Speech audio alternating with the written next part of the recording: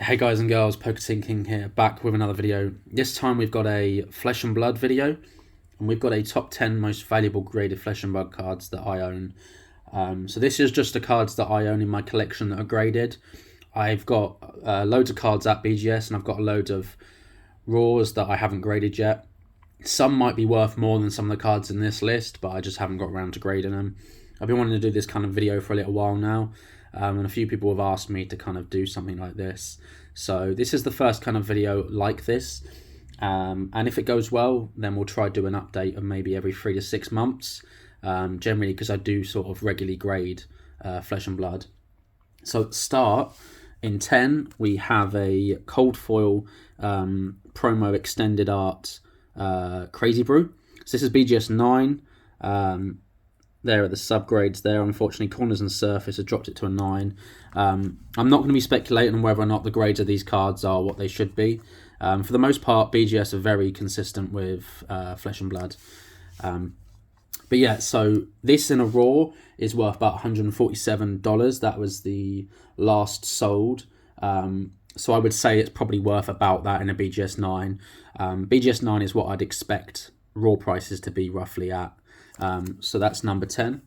In number 9, we've got a Mask of Momentum. This is unlimited, legendary from Welcome to Wraith. This is just rainbow foil. We've got 2 9.5s and 9 and a 10 on this. This last sold in a raw is $75. And a PCG 9.5 sold in December for $135. So I'd expect this to probably be around about $135 to $150. PCG generally usually sells for slightly less than BGS. Not all the time, but for the most part it does. But I think with an unlimited legendary like this, I think the value is probably quite similar. So that's number 9. Number 8 is the only non-BGS card we've got here, which is an MGC. This is Cold Foil Phantasmal Footsteps from First Edition Monarch. This is an MGC 9. Eventually I'll cross-grade this over to a BGS. To try get a 9 or 9.5 would be nice. So the raw solds for this are $255. There's a couple around that, $250 to $260. So we've got a medium of $255. I might try attach some proof of solds here, but if not, you can just see these online. I've seen a BGS 9 sell for $285. So an MGC I'd probably rate around about the raw price, because there is a premium on BGS slabs. So that is number 8. In number 7, we've got a Alpha Cold Foil Hope Merchant's Hood. I'm quite surprised this isn't higher up on the list, but I think common cold foils still are around about the same price they've been for a little while now. So this is 2 9.5s, a 10 on centering and 9 on corners, unfortunately. Corners is what usually gets Flesh and Blood. So this is a Pop 13, and a last sold was November last year for $255. I would say that compared to a lot of prices, a lot of cards have moved price since late last year. These first 2 months of this year, quite a few cards have been moving at quite good range prices. So I would say I'd estimate this around about $300 to $400 now in a 9.5. I don't see the population of this really rising very much. It's now for cold foil. You are not guaranteed a cold foil in the first 2 boxes per box. For the most part you will, but I have seen boxes where you haven't got a cold foil because it was done based on the amount of packs. So obviously cold foil was what it hits on 1 in 24 packs. So there was a small chance that you just didn't get a cold foil. Very unlucky if you don't. But I just don't see the population of these rising. So that is number 7. In number 6, we've got the first of the Fiendel Spring Tunics on this list. It was probably the cheapest of the Spring Tunics until History Pack came out and you got the white border, which is pretty much the lowest now. This would still be on this list if I had the white border version, because all Spring Tunics generally have a good value to them. It is a very playable card, as well as being a very iconic card in the card game. It's extremely playable because it is generic equipment, and there really isn't anything to kind of sort of beat this at the moment. So there's a lot of talk with the Spring Tunics about the entry level for new players, for instance, because if you want to run this, the cheapest Spring Tunic now is History Pack 1, and you're looking at about $175 now for that one. And then we're moving on to Crucible of War here. So this is a pop 3. Raw sales for Crucible of War are $200 to $250 now. They are rising quite quickly. So I would estimate a 9.5 for $500 to $600. There are only 3 in the world of this. I own 2 of the copies, so there's 1 more copy out there. I'm sure the population of this will rise, because for the most part, I don't think many people have really been interested in grading non-foil tunics, but the rise might happen soon as people start seeing the prices of these. As I said, all spring tunics are very rapidly growing in price, and even the Crucible of War one, which is one that I was told wasn't very worth very much. I mean, these were under £100. I pulled a couple of these and I sort of bought some more, but these were under £100 for a while. So people really kind of wanted the foil version, or players would be getting the non-foil version for their decks, and it didn't seem very worthwhile grading the non-foil versions.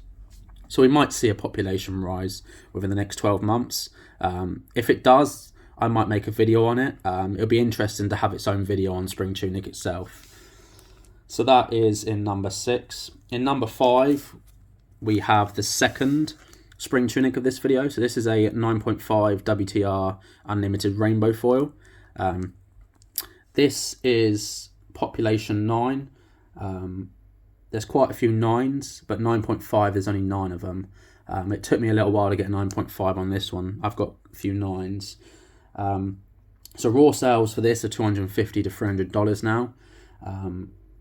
There are no solds in a 9.5. There's quite a lot of 9s sold, but no 9.5s. So I'd estimate this to be between $700 and $800. It is the most popular legendary of WTR. If you look at the rest of the legendaries, they're quite cheap compared to the Spring Tunic. But again, as I previously mentioned, it is generic equipment, so it can be used by all players, which means it's got a very high demand among players of Flesh and Blood. Again, with the population of this, I could probably see this rising again, just because people will probably start picking up copies and speculating on this. This is a very good card. On a side note, I would say to invest in. WTR has been out of print now for a little while, and this is the probably most iconic artwork in the card game. So any copies of Spring Tunic are going to be worth buying, even the history pack. It's probably likely that they will end up reprinting this card in some way in the future. I don't know if it will be a foil or non-foil. I can't imagine it will be foil again. So it'll most likely be non-foil. So I'm not sure if they'll do that in History Pack 2, or maybe they'll just re-release it. It seems like a product that Flesh and Blood might probably try to protect the value on, just because of it's so iconic. So it'll be interesting to see what happens in the future for this, and whether or not this will end up hitting the $1,000 mark at some price in the next 12 months. So moving on to number 4, we have Eye of Ophidia. So this is the second of the 3 fabled cards. This is from Arcane Rising Unlimited Rainbow Foil. This is a BGS 9. Unfortunately, the corners really let this down. Arcane Rising is very hard to grade in Unlimited, just because the corners are generally nicked. I've graded 2 copies of this now, and both got 9s. And I've been trying to find a copy worth grading to get a 9.5, and unfortunately I haven't managed to find one yet. So the populations for this are population 19 in a 9, and only pop 6 in a 9.5. So you can imagine only 6 and 9.5s. The population for 9 is 19. So it just shows you just how hard this is to grade, and there is none higher in that. So values wise, PSA 8 sold for $424 recently. I'm not a big fan of PSA Flesh and Blood cards generally, but I've sent a couple out to PSA just to kind of see what they look like in person, just because I'm interested. But a PS8 sold for $424, and then a BGS 9 sold a month before for $370. So it's quite hard to put a value on this. The prices of all these Fables are rising increasingly now. So I would estimate the value of this in a 9 to be $450 to $550 now, and then $750 to $850 in a 9.5. Again, I think these kind of populations just prove how hard it is to grade, and even only 19 and a 9 proves just kind of how hard this card is to pull. So that is number 4. We're moving into number 3 now. So this is the top 3. We have the Arknight Shard from Crucible of War. This is the 3rd set Flesh and Blood ever released. Crucible of War. This is a rainbow foil unlimited Arknight Shard and a 9.5. So Arknight Shard in a 9.5 is population 8. So again, very small populations. Graded in general, there's not many copies graded. There's less than 30 copies graded at all in all the populations. None higher than this either. So I would estimate this to be about $700 to $800.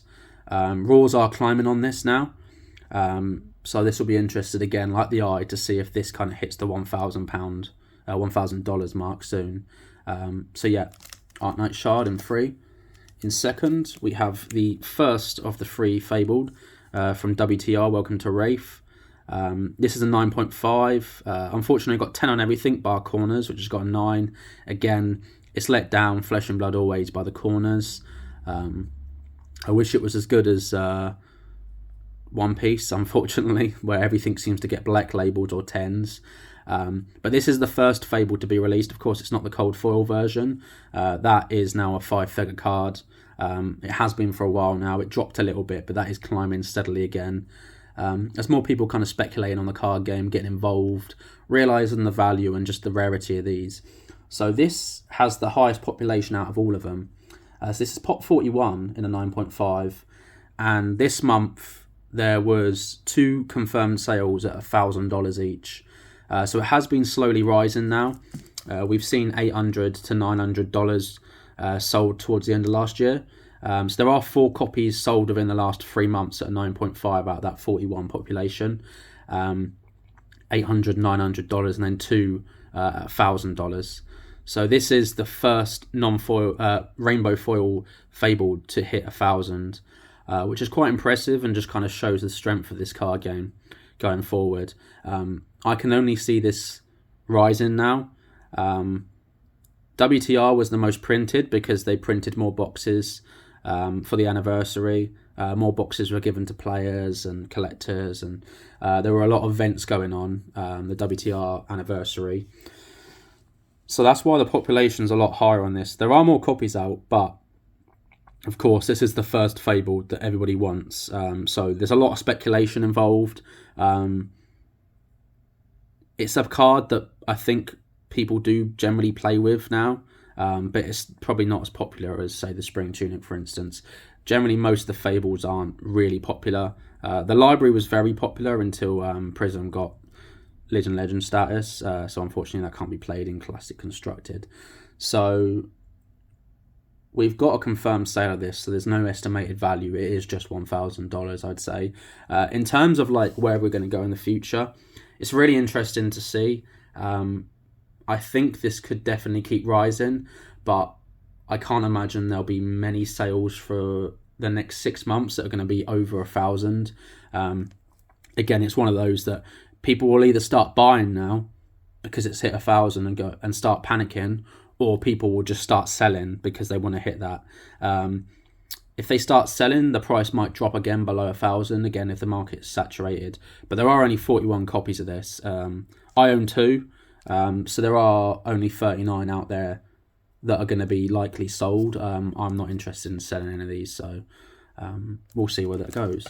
And in first place, we have the Extended Art Fiendel Spring Tunic, the tournament one. So this was the second promo, I believe. If that is going to, yeah, Fab 002. The first one, I believe, is the gold cold foil. That is the most expensive. This is probably the second most expensive promo behind that. The Alpha Spring Tunic in cold foil is worth quite a lot of money as well, probably more than this. So this is an 8.5, unfortunately. This isn't the highest grade. As you can see, the subgrades there, it is the corners that really let this down. Again, it was a promo. So the population for this is 3 and an 8.5, 18 and a 9, and 3 and a 9.5. So there is a confirmed sale at a 9 for $3,000, and a raw sold for $4,000. So I haven't seen the condition of the raw because it was on TCG Player, but I can imagine the reason why the one sold at 4,000 was probably because the person thought it had a shot at a 9.5. I don't know if there was photos exchange. I'm not sure how that works with TCG Player, or it could just be somebody. These don't hit the market very often. I believe 175 were made, and a lot of these are in early adopters of the play. So a lot of early players have still got copies of this, non-graded in their decks, just because it is a very pretty card, as you can see. This was the main card that I gunned for when I joined Flesh and Blood. After I saw this, I knew that I wanted to own a copy. It would be nice to upgrade to a 9, even better to upgrade to a 9.5, but I'm very happy with my 8.5. So the 8.5 value, I would probably say, is around 2,500. Just because the raw, I can't see what it looked like. The raw sold in January, and the 9 sold early January. So one was at the start, one was at the end. So it'll be interesting to see. Obviously, the one at the end was probably payday weekend when people had money. So it's kind of interesting to see, but I would value this at 2,500. So that is my top 10 most valuable graded Flesh and Blood cards I own. I hope this has been enjoyable for everyone. It was fun for me to kind of put this list together. Kind of sort of appreciate some of the cards that I have, as well as kind of look into the populations and the values as well. With anything, really, it's very speculative. There aren't a lot of solid sales for these cards, so it's very hard to kind of gauge that. But I did the best I can based on my knowledge, based on what raw solds were, and similar grades around. But the main point I think to take from this is Flesh and Blood is growing, not just as a player's card game, but as a collector's card game as well. Generally, a lot of the players aren't the ones spending these big money on these cards. It's usually generally collectors or investors, people that are speculating. So it's really exciting to kind of see what's going to happen with the next 3 to 6 to 12 months with Flesh and Blood. But all I can say is I think it's going to keep growing, and I think Flesh and Blood is a card game that's here to stay. So I hope you've all enjoyed this video. Please comment, like, subscribe as always, and have a great day.